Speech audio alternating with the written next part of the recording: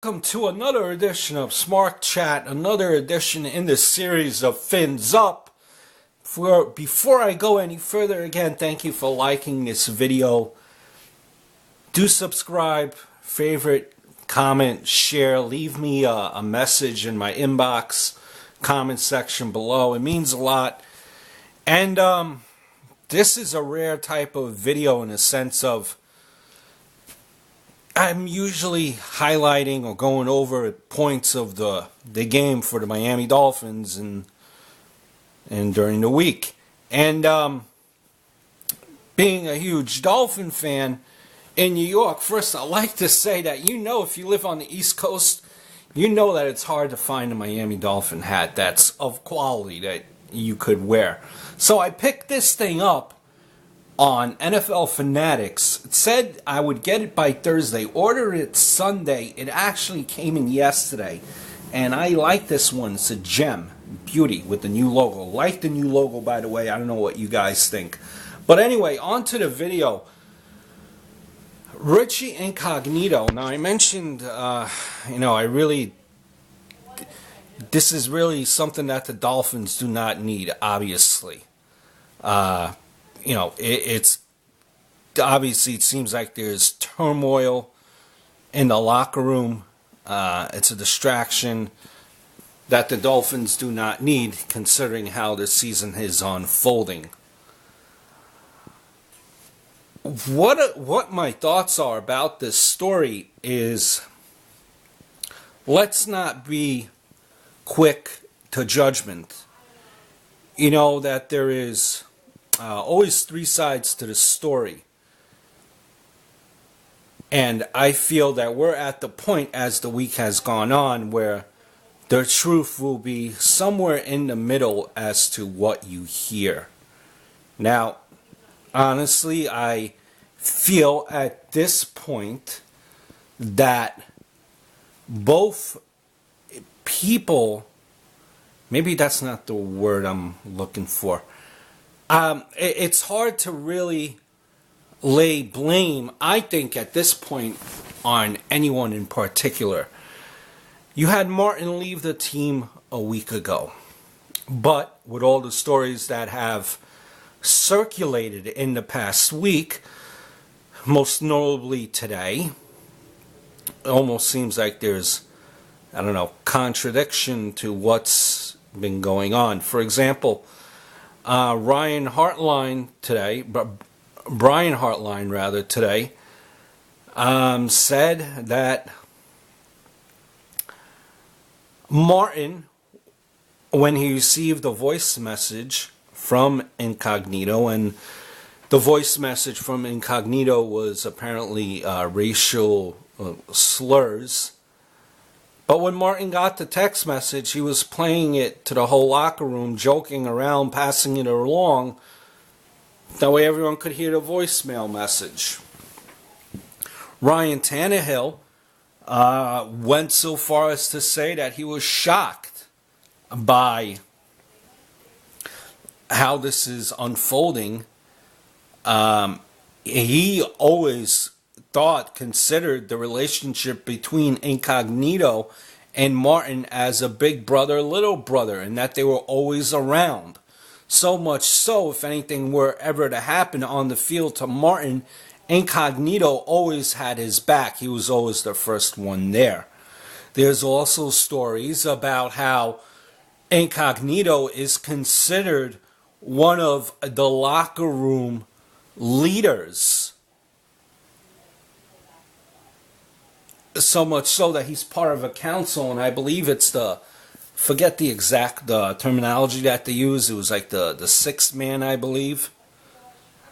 Even a step further, it was said that one of the players on the team, that the black players on the locker room consider Incognito a honorary black man based on his roots or how he was brought up. That's a true story that's been circulating. Google it. You'll find it there, and it's hard to believe. But in the same regards too, our coach, when he was being interviewed today, he looked like a mess, quite honestly. Shaking, jittering all over the place, and his answers were, the investigation is ongoing, or I can't comment, or no comment. That worries me because he had the chance to straighten the ship, and the way he was facing the media, he was a nervous wreck. That makes me worry. What I don't understand as well is the coach also said that Martin never went to him publicly. What I also don't understand is the fact of supposedly that these guys were, always taking pictures together. What I also don't understand is the story about how, going back to the voicemail, how Martin was treating it as a joke and he was passing it around. If he was really hurt by this, why didn't he take a stand? Why does all the stories take point, at least so far, to the opposite of what Incognito was being accused of? These are the stories from the teammates.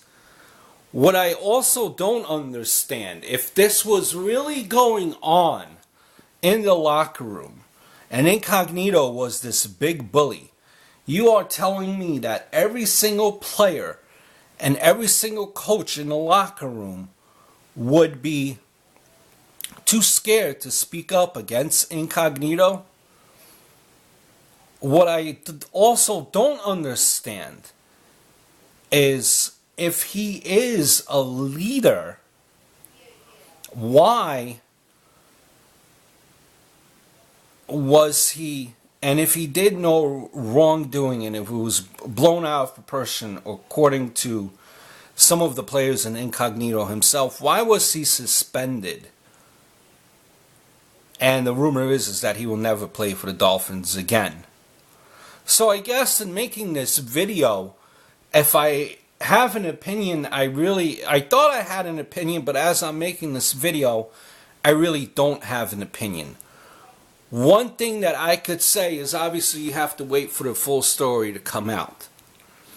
But how it seems to be unfolding, to me anyway, is that Incognito, Hartline, Tannehill, Wallace, seems like they thought in their minds that they were playing around, just joking around, just ribbing Martin.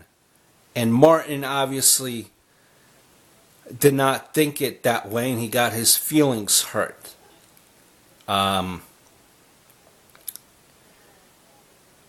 It's tough to say. Was Martin letting on that he really wasn't hurting inside until it finally erupted? I don't know. But at least my initial thoughts, it just seems that the true story hasn't come out yet, and that it will be somewhere in the middle based on everything that I just mentioned, all the stories. But if you're asking me again for a gut, but it's something that I can commit to 100%, I feel that, this is a case where everyone thought that, Martin was able to take a joke. Some of it probably was funny. Other things, aspects of it, was probably not, and hurtful. So it's interesting to see how the story will play out. Let me know what some of your thoughts are on this whole matter developing. And until next time, over and out.